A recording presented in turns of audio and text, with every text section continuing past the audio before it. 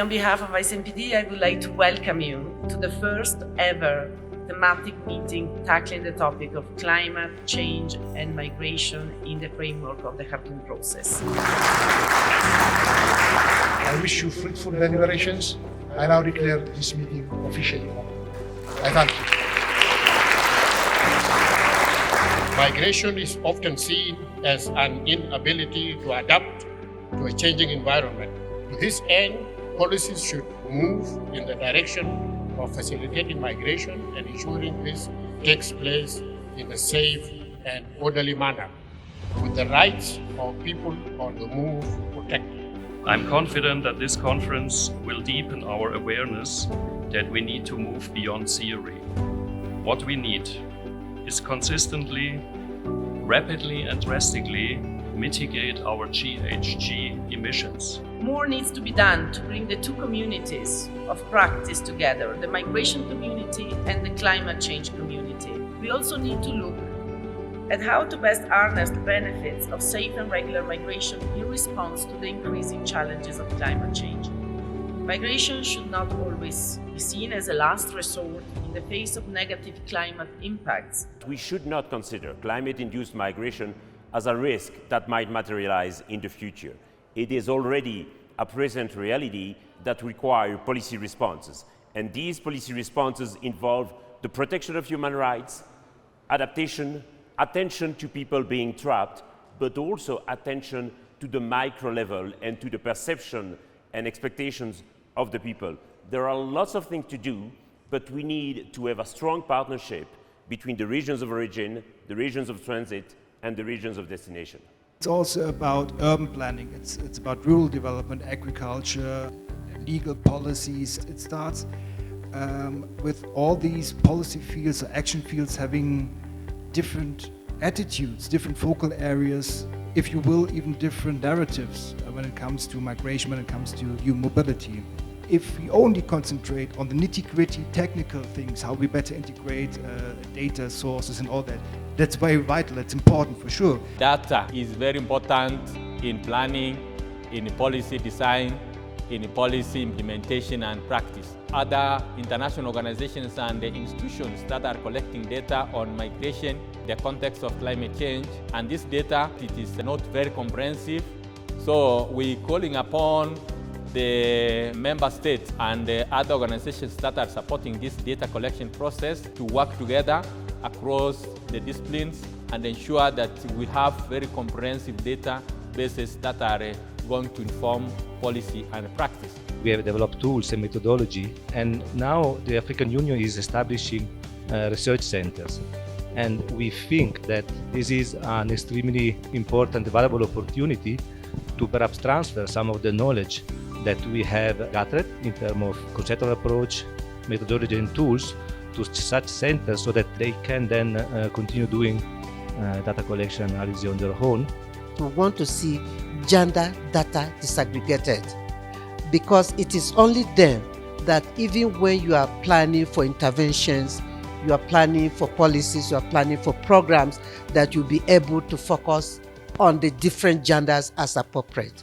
Some of the key messages was talking about some of the impacts of climate change and how these impacts, such as floods, drought, issues of sea level rise, increasingly will lead to more displacement and migration of people from these countries to elsewhere in search of better livelihoods. In terms of some of the recommendations I think would be very important is to harmonize the various policies that are actually in existence in these different countries, as well as the issue of financing, because financing is a gap in implementation. So finance is actually required to be able to realize the full implementation of all these range of policies that are actually available. We also identified the different categories of climate displacement, and we should be able to interface in a way and manner that mitigations can be made available to local communities as soon as possible. The link between cities, urban design, and climate change is twofold. Green urban design is on the one hand seen as a key component of climate change mitigation, And on the other hand, urban design increasingly needs to account for new mobility trends as a result of people moving to cope with direct or indirect impacts of climate change. Cities have a major role to play in the whole climate change-induced migration discourse. It's because cities are not only affected by climate change, but also they are part of the solution.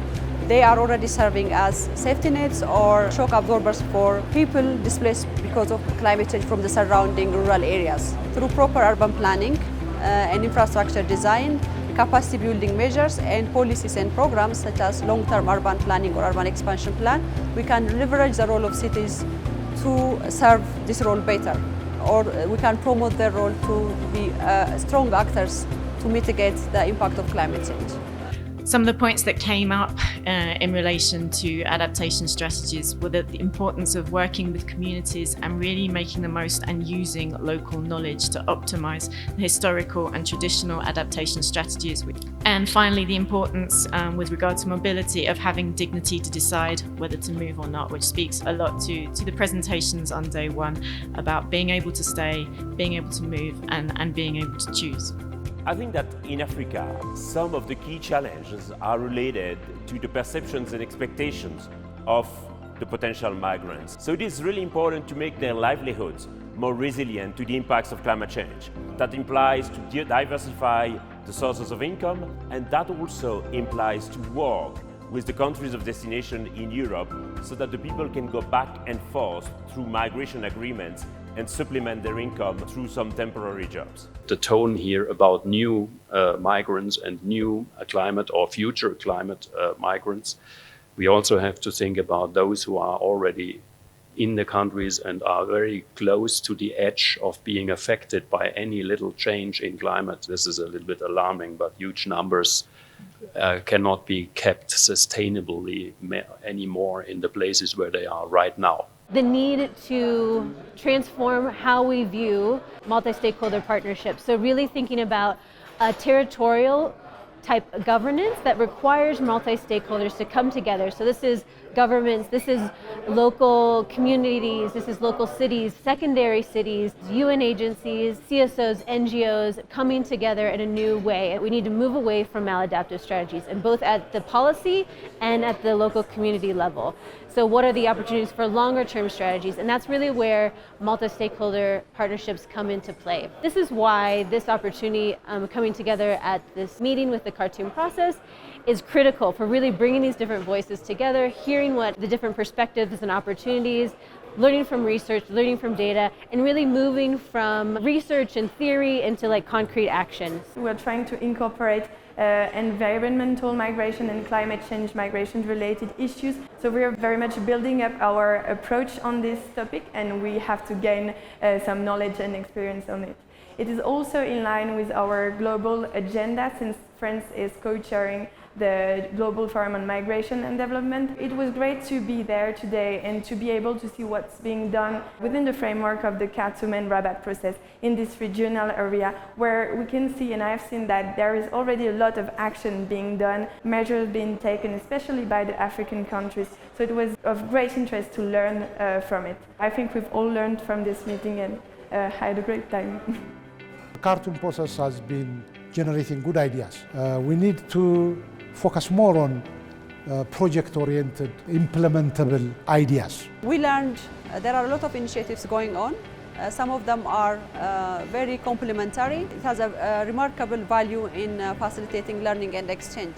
But also, I'm really pleased to see that urban planning recognized as one policy area for mitigating climate change.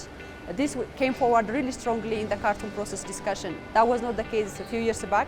Just even be able to draw that connection between migration and climate change has been absolutely, insightful. One of the things that we're going to have to do is to see how we can bring the conversations, the outcome of the conversations here, to bear on the COP27 that is, going to come. I would like to express sincere thanks to the government of South Sudan, our current chair, for providing robust leadership and selecting such an important agenda item.